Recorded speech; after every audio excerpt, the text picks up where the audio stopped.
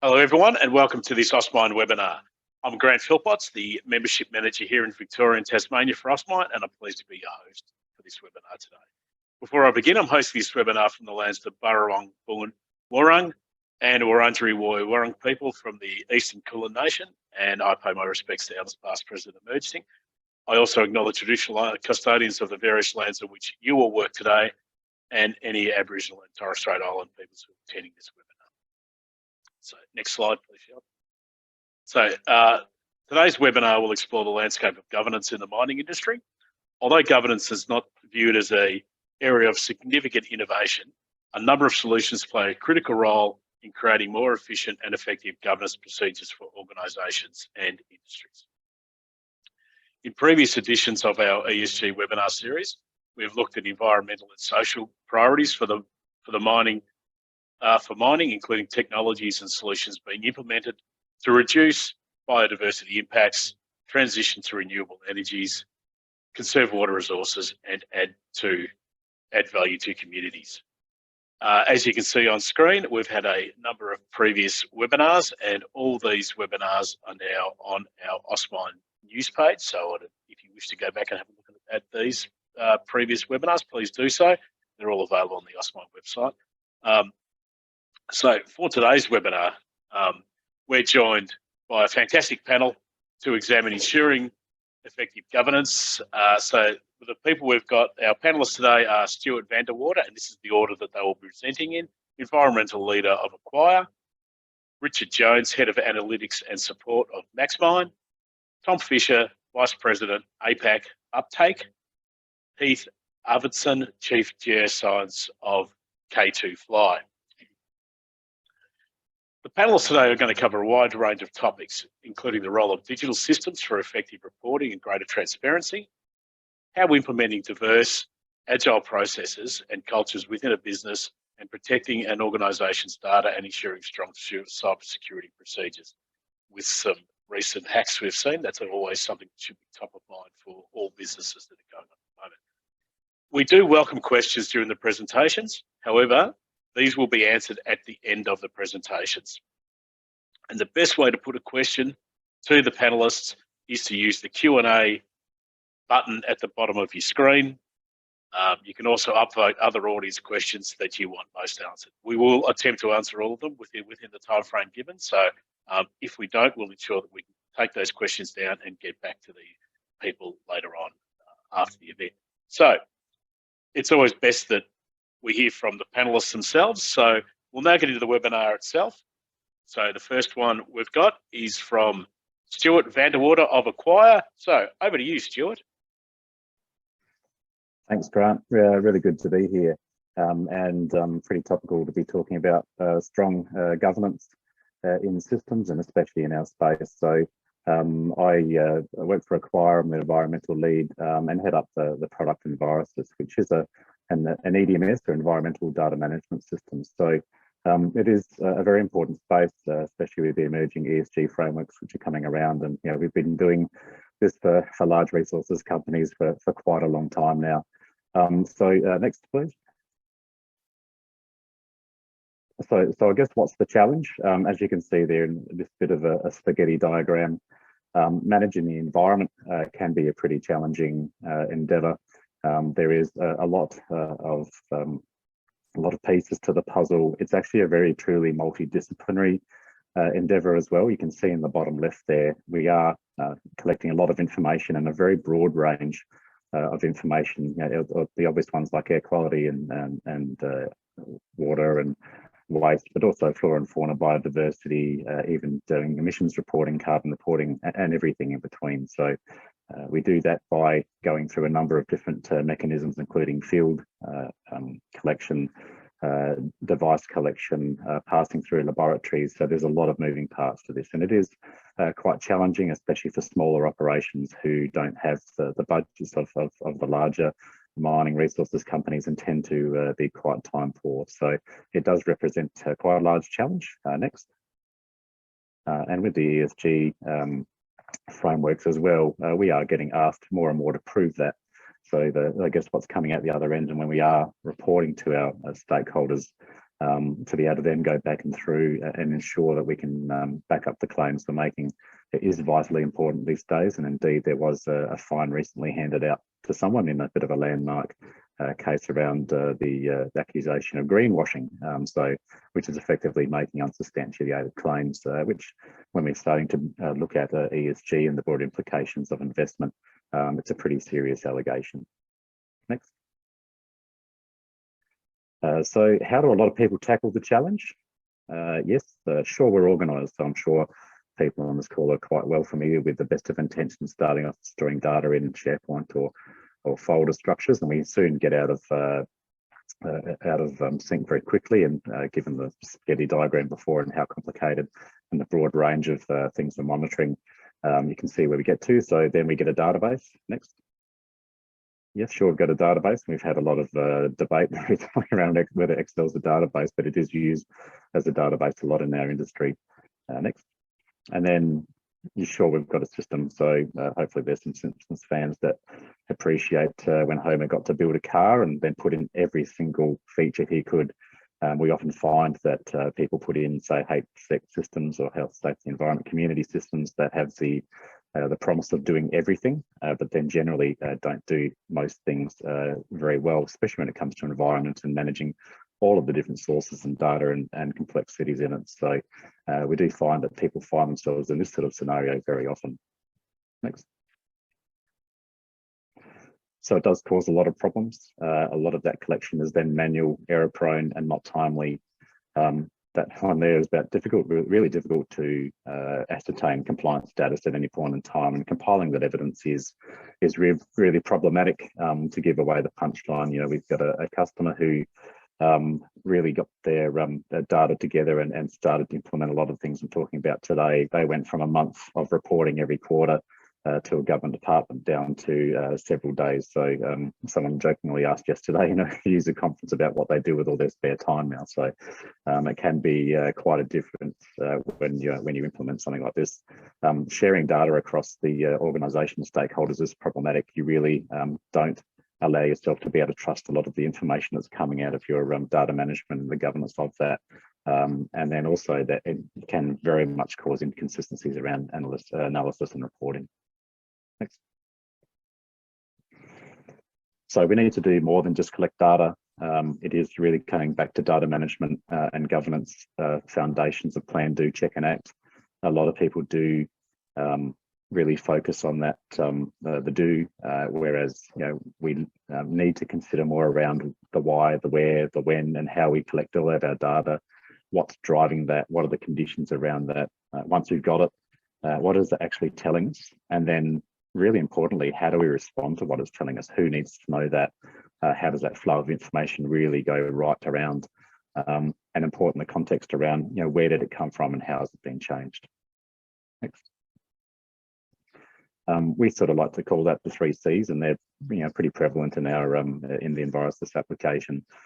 Completeness is really making sure that you've got all the data that you expect to have, that you're doing the activities that you need to be doing in order to then answer those questions around, are we compliant right now? And having all the context around it as well. We don't really want people to have to couple this together with multiple systems. We need to have a platform that people can manage all of their environmental data in one spot, know what sort of process has been through the governance process, if it's been transformed, if it's been changed, and everything in between. Otherwise, it really doesn't lead to confidence in being able to utilise your data correctly.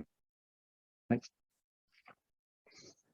So it can then get what this looks like, and I guess with the spaghetti diagram, quite complicated. Envirosys does do it by implementing a number of different features and functions right across from injecting data from all different sources, including field apps, so we can ensure that people don't have to use, you know, third parties, for example. They can still utilise and put all the data through that, right through calculations and those sort of things. Of course, you know, then checking and alerting and all of those features, and then at the other end, you know, giving our users a really rich tool set. So, you know, there does look like a lot of complexity there, but if you go to the next slide, please. What we then do is try to make sure that how we deliver that to our users is intuitive, comprehensive and practical. It's very visual. It's management by exception and bringing, as we like to say, the information finding the user, not the other way around. So they don't have to endlessly come into the system, run reports and analysis and those sort of things. So, the product really does support all of that plan, do, check, act. It has all the features in one spot. It's not I guess a mishmash of different features and modules. We found it really important to have a consistent and pretty smooth experience for our users, and that flows into our application as well, which is native. It really comes down to ensuring that the users do have everything at their disposal to know that the governance has been done correctly. They've got the data they expect, and then they can actually use the data that they have. Next. Very importantly, scale and adaptability. It needs to be able to do all of the different environmental aspects, and also across that broad range of domains as well. So including even things like water utilities. So I think about 30% of Australia's population drink water where the water quality is actually stored in environments. So we do have a really deep breadth of where we utilise, but it's around because they can trust the data, and they've got a platform which allows them to really track that right through, and then of course provides safe drinking water to the communities. Next. And to finish off, I guess what Envirosis does at the end of the day is allow our customers to answer that question: are we compliant right now? And very importantly, it actually allows them to prove that as well. It's a matter of, like I said before, having all that context, knowing that we're doing what we need to be doing, collecting that data, whether they're in the lab, logger, field, anything in between, really managing all those drivers, and then getting it to the point where they can just put a finger on it and say, yes, we're actually in a good spot, or we actually have to do some things to correct that. And that's the end of my presentation. Thanks, Richard. That was great. I particularly like the statement, you've got to know where the data comes from, and you've got to be able to trust the data. I think that's always very important.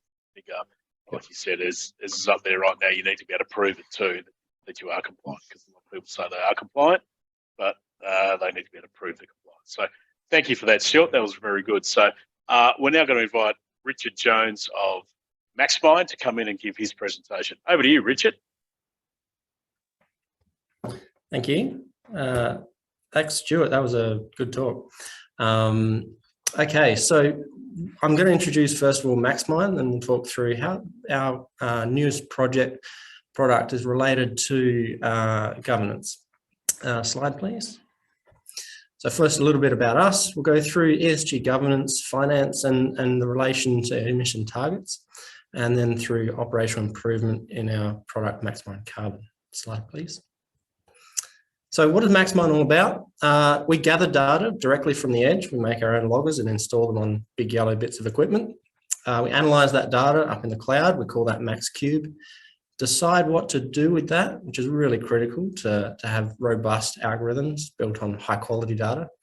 And we change people's behavior using that data with max value. And that's a combination of product and service, a little bit of management consulting on top. Slide.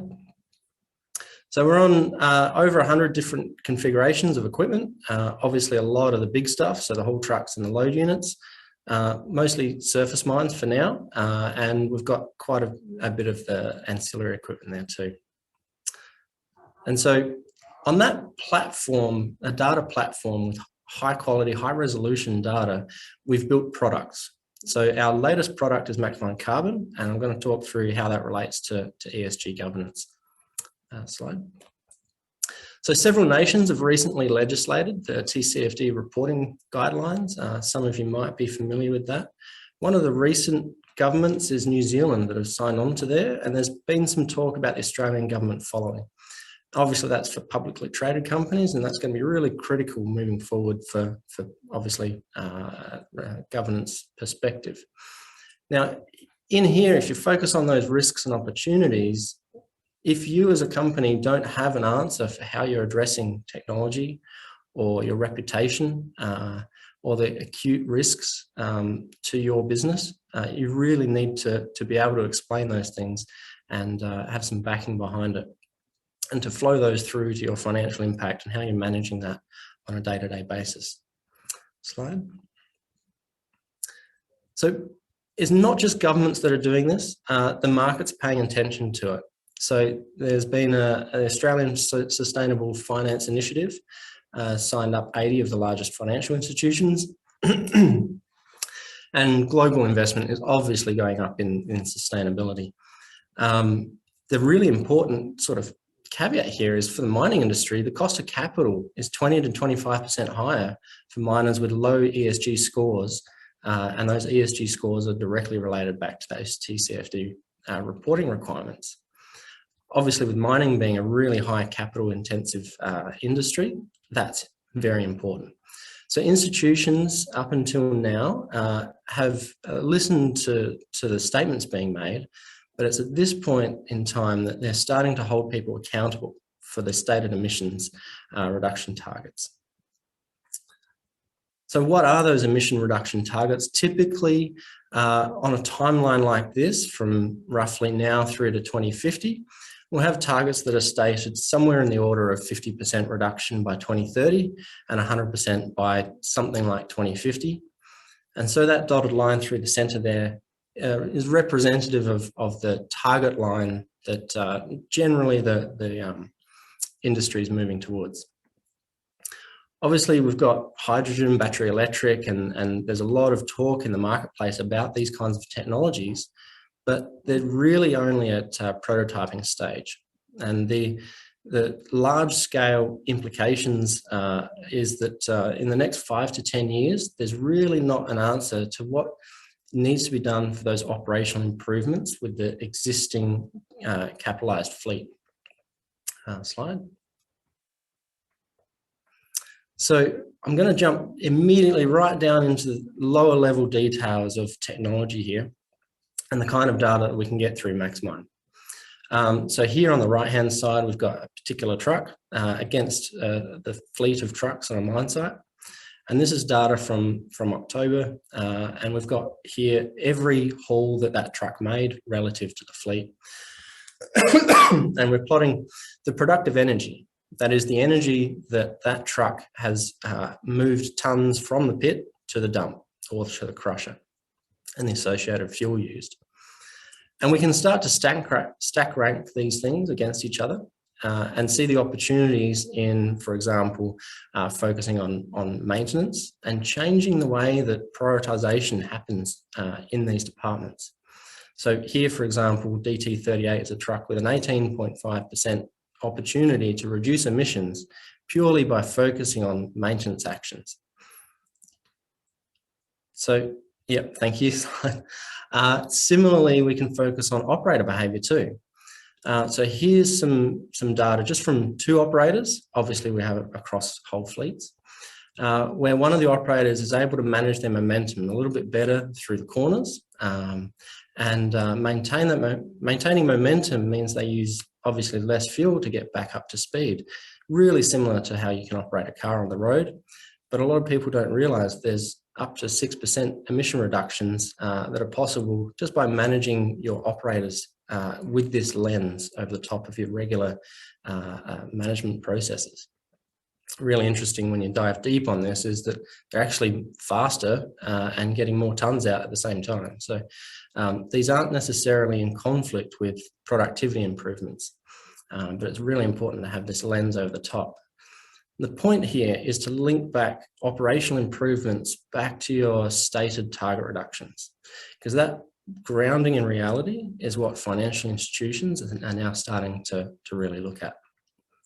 Slide. And so this is one of the ways that Maxmine drives operator behavior through our wallboards and driving behavior, adding in the ability to judge operators on their fuel efficiency and the way they're operating this equipment. And similarly, we can do this in maintenance departments by stack ranking those pieces of equipment. That's our presentation. Thank you. Thanks for that, Richard. That was very interesting. I particularly like the stuff on TCFD and knowing that it's coming. So you're probably going to have to get in front of the curve on that if you're not already into it. I'm assuming most businesses would be, but there's a bit of a heads up for everyone as well. So thank you again for that, Richard. That was really good. So now we've got Tom Fisher of Uptake. So Tom, over to you now. All right, thank you, Grant. So what I'll talk to you about today is how at Uptake we unify data from a range of different sources, and it will be through the lens of enabling sustainability and ESG decisions, but also as you'll hear throughout my presentation, it can be used in a much broader context than just that one use case. So next slide, thanks, Sheldon. So what we do at Uptake is we provide our customers with the ability to scalably and securely connect their machines, their people, and their data together. And doing so enables them to unlock a whole range of different use cases. Traditionally, our strengths have been around AI-enabled industrial intelligence. Think, predictive analytics and maintenance optimization and those sorts of things. But increasingly, our customers are now starting to use this same technology for a whole range of corporate governance decision-making, enabling accurate decision-making based on accurate data collection and reporting.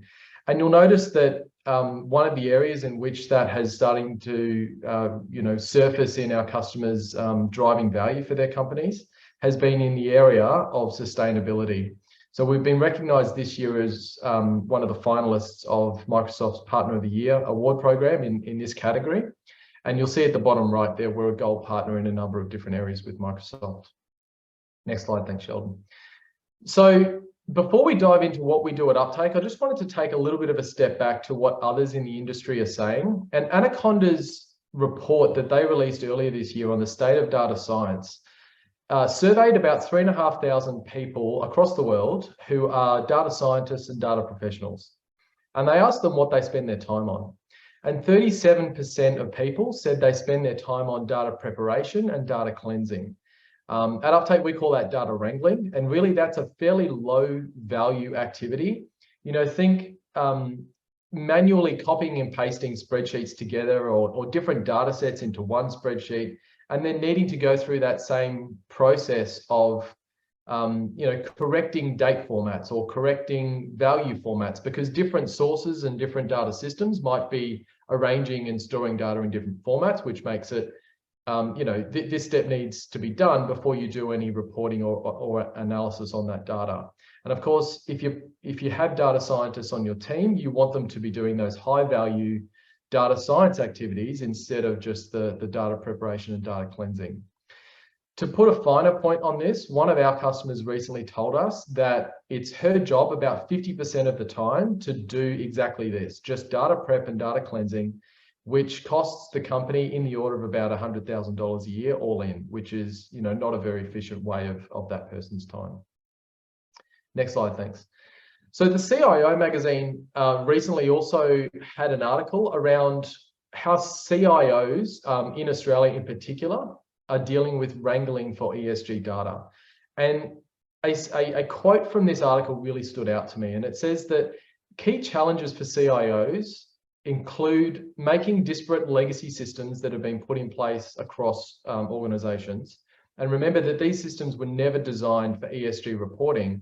They need to be able to work together in order to give people the ability to provide accurate data-driven decisions and to compile reliable and auditable data sets.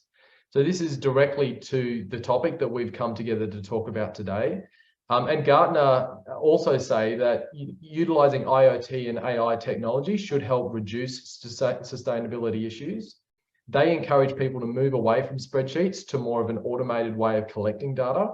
And they think that not just collection of data for ESG reporting purposes is the goal of doing this. Of course, you want to get data in front of people's eyeballs so that they can actually make a real-time decision based on what their assets and their operations are telling them.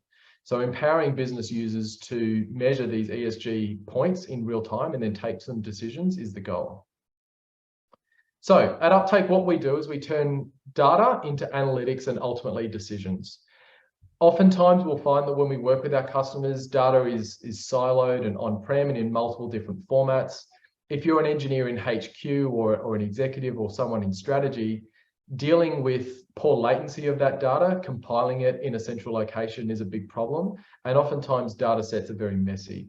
So turning that into analytics, you need to be cognizant of the time value of data. sometimes we say that you know, data has a shelf life, and by that we mean that if you don't turn data into an insight in the right amount of time, the opportunity to do something with that information might have been lost. And equally, you know, if someone is doing analytics on their laptop and then they leave the company, that kind of resource burn and that change management can be really disruptive to companies. So what we try to do is turn recommendations, turn insights into actual recommendations for people to take. We want to understand the trade-offs of taking action or not taking action, and we need to be able to quantify the value of each action that we take. So very briefly at Uptake, next slide, thanks, Sheldon. We have a range of different applications that we bring to market to focus on these sorts of activities. Today, what I'd like to talk to you about is Fusion. And what Fusion does is it brings typically OT data, but increasingly ESG and corporate governance data into a central location to power analytics and reporting. So next slide, thanks. So what this does, I'm not going to go through this at a really deep level, just to summarize from a 50,000 foot view, we connect to a whole range of different on-prem and cloud-based systems with our Fusion application.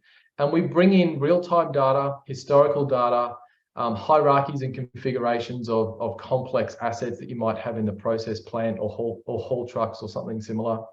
We bring in events, alarms, and other asset data like work orders. And then once that's in your cloud environment, you can then bring that data together to form a single source of truth so that people don't need to look in multiple locations to make a decision. And then we can curate that data with context. And so an easy way of explaining that is that some systems might refer to a certain data point in one way, and other systems have a different way of naming a particular asset or a different data point.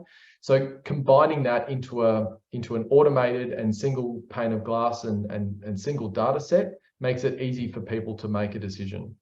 And so some of the applications that our customers use this for are things like digital twins, advanced analytics and predictive analytics, business intelligence, but of course, as we've been talking about today, you know, corporate and ESG reporting, and real-time dashboards, so you can make a decision in real time.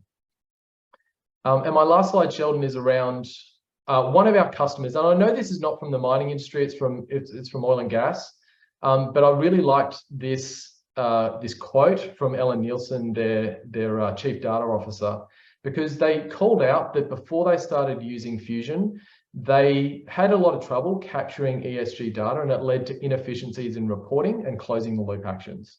And so you'll be able to click through in your own time to that link to YouTube, where Ellen tells us that together with Uptake and Microsoft, they were able to unlock insights to help Chevron deliver on higher returns and lower carbon for their energy future.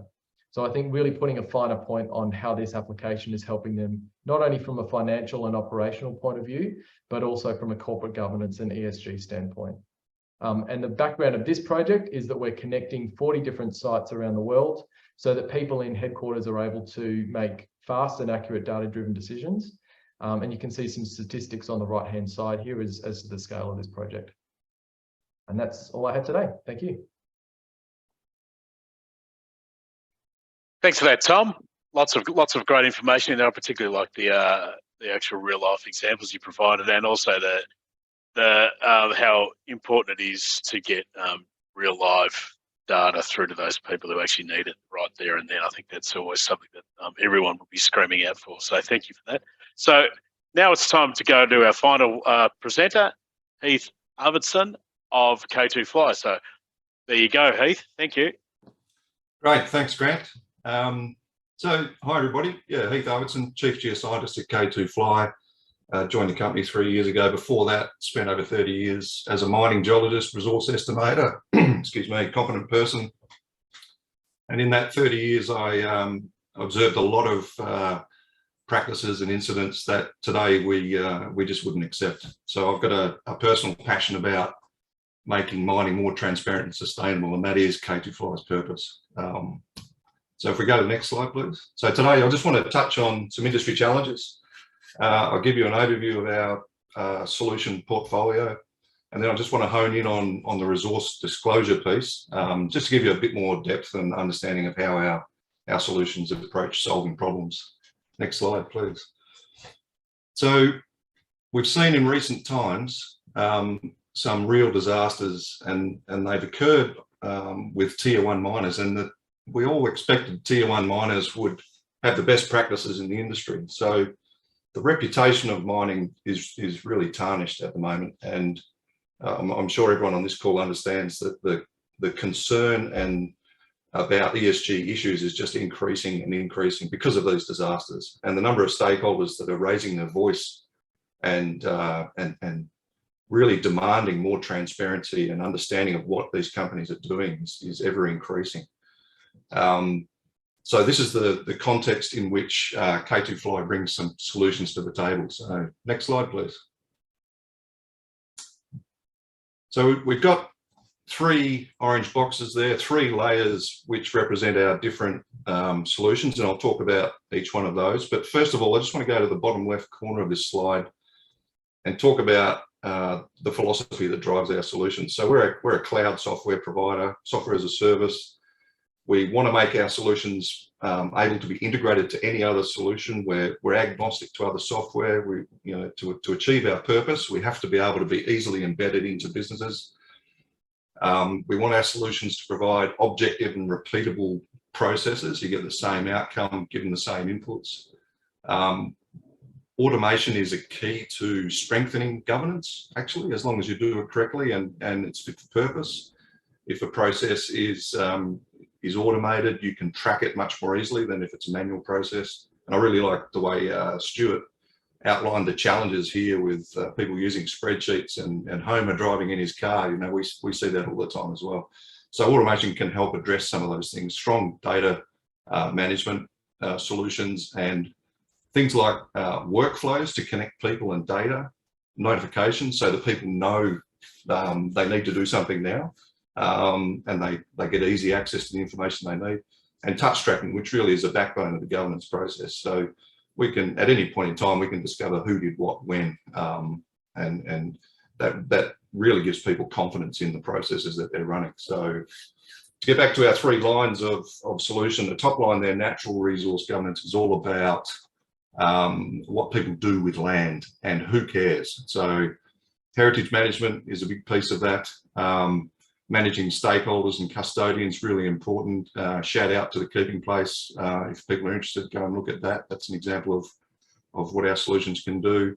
Managing things like tenure and pastoralists and getting access to land is really important. Ground disturbance is a huge topic, and you know, our tier 1 customers are investing heavily in making sure that whenever they disturb ground, they can show that disturbance was approved.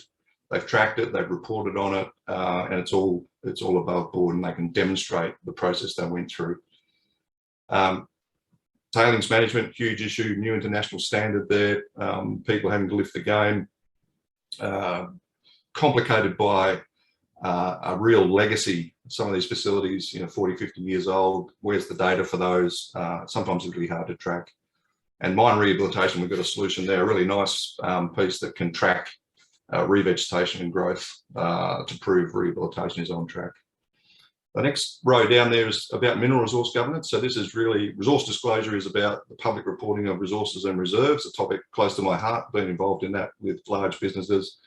Very complex process, lots and lots of stakeholders, competent persons, managers, directors, right up to the board. So really important for companies to get that right. If you get it wrong, there is a real reputational damage that can happen. Model manager is something I've always been really interested in, because the public disclosures are one thing, but that information actually comes from block models that geologists and mining engineers build. And there's always been a weakness for me in governance between that model and the report. So we're trying to address that by having an agnostic database system for managing block models that we can connect directly to the resource disclosure and strengthen that governance. As well as that, another piece for me that's really important and gets to the heart of governance in the resource reserve space is actually checking what you predicted was in the ground with what actually came out of the ground and what you processed. So we've got a really nice mine reconciliation solution that sits in this platform with a resource disclosure, because we think that deserves the same level of governance as resources and reserves. The bottom layer here gets really to the operational level, technical assurance, automated ore blocker. So if you get 5 geologists to do an ore block design, you'll get 5 different answers, but with ore blocker, you'll get the same answer each time. Plus you'll be able to run multiple scenarios really, really fast. So we see that as a decision support solution where rubber hits the road in terms of generating value from a mining operation.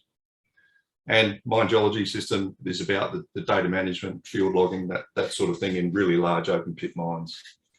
So that's the full solution set. I now want to jump into resource disclosure in particular. So next slide, please. So this particular solution has been a big seller for us.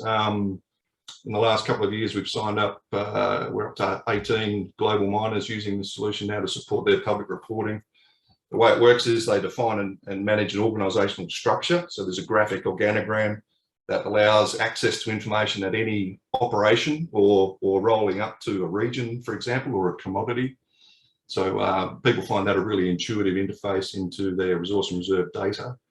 The system captures who are the responsible persons, so not just the competent persons and their qualifications and experience, but also who in the business is responsible for approving public releases. So all of that whole process from capturing the data from mine sites or wherever the work is done, validating it in the system, having it reviewed, being able to produce outputs that can be socialised within the organisation, and then finally approved. All of that is tracked in the system. So that's a really strong position to be in when the auditors come knocking at the door.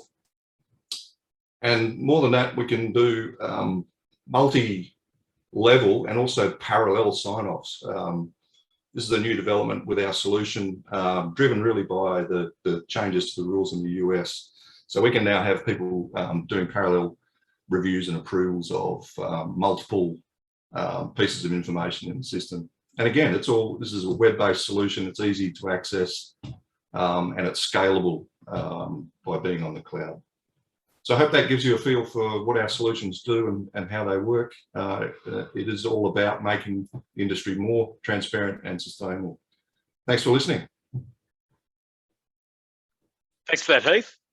Again, I think reinforcing what the other participants have said, particularly with your presentation about the importance of tracking and how that can provide confidence to the end user and also within the whole process. So thank you again, Heath, and thank you to all the presenters as well for the terrific presentation and discussion. I thought it was very worthwhile. We do have a couple of questions in the Q&A box. Oh, there's another one going in now, so that's always good. I'll read them out and then I'll open it up to our panelists to answer if they wish to. So the first one, I think it's for Richard. So that's a fantastic solution for reducing emissions. Richard, I'm guessing the platform has the double benefit of reducing maintenance/operation costs as well. Yeah, that's exactly right. And it'll show up with the types of operators, and you'll get the on-the-ground whispers from people too that really reinforces the word of mouth that goes around. What this adds is a different lens to look through, because often some of those actions won't necessarily come through in the bottom line sort of tons delivered or total productivity. Things like truck maintenance. You can run a truck hard until it breaks, and it might be emitting more than it otherwise would, but it'll still be productive. So you're right, but it's also another lens to look through that adds to the total story. Excellent. Thank you, Richard. So another one, with governance issues and standards evolving, is the historical data for ESG issues always there? We'll throw that one open to the panel. I've got a point on that. Actually, two things. So I think what we're able to do sometimes, what we're able to do most of the time is look at historical OT data and do some calculations or some assumptions to come up with ESG related metrics. You know, scope 1 emissions is an easy example of that. But the other thing that was really topical right now, just yesterday I was speaking to a very large tier 1 global miner, and their other challenge is that all the time, new solar PV plants are being implemented, or decarbonisation is a constant theme at all of their sites. So now they have different data sources that they need to tap into. So it's not just looking back into the past, it's also what's coming down the pipeline in the future of these different impacts, and how do you handle that, and how do you get across all the data, and how do you make ESG decisions based on those new things coming online. Excellent. I've got something to add there too. Yes. And I briefly touched on it in the presentation about tailings. You know, some of these tailings dams are 40, 50 years old, and it's really, really difficult to understand why decisions were made in the past in some cases. And the information might be there in a report on a shelf somewhere, but it's just not accessible. So I think one of the real challenges in that space, something that we're trying to solve, is how do we ingest all that historic information and try and make sense of the decisions that were made at any point in time. It's a huge challenge. Yeah, and probably just to round that out, it's just because you've got a good historical data set doesn't mean it's usable. To have that context around it, and I really like the touch tracking, Heath, to know who's been in that. That's the big folly with Excel. You don't know who's been in there, who's changed what. So, you know, we've found large data sets before where someone really can't, you know, speak to the veracity of what's in there, where it's come from, and has been pretty much useless in the process. So you really need to have good data quality and governance to ensure it's usable. Yeah, I think we've all seen the Excel spreadsheet that's been renamed 1,000 times, and we don't really know which one is a single source of truth. Yes, we all know that one. So here's a question for you, Heath. What are people currently using, I'm assuming this, to manage their reporting requirements? Yeah, thanks for that question. So I think the most common solution that people develop is their own spreadsheets again. Here we go. It has been proven there's at least 5% errors in spreadsheets, despite your best efforts. So that's got to be a concern. And it does vary from junior miners, explorers, through to the big guys. It's obviously a different challenge. If you've got one deposit, reporting that is not such a challenge compared to a Rio Tinto that might have 400 assets around the world. So you know, they were really keen to systematise and get control of all of that. So the other solution people try and do is build a database system themselves, or they use SharePoint, or they use Teams to manage data. But all those things have their own weaknesses and idiosyncrasies. So our resource disclosure solutions, as far as we know, is really the only custom off-the-shelf system available in the market. Thanks for that, Heath. We're moving on to another one. What are the risks in not reporting correctly? And that's for K2 Fly. Well, we've seen people being challenged publicly because what they've said isn't quite right, or it's not transparent enough. You may be aware that the JORC code is currently under review, partly driven by concerns of ASIC, who have seen shareholders lose a lot of money through a couple of different incidences in the last few years because of inaccurate resource and reserve reporting. So the damage to your reputation and the cost to shareholders is real for getting that sort of reporting wrong. Excellent.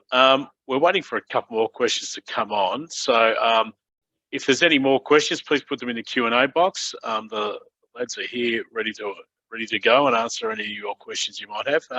Just in the meantime, we've currently coming up to end of year as well. I know everyone's looking forward to a bit of an end of year break. I know I certainly have. So we have a number of end of year events coming up around Austmine.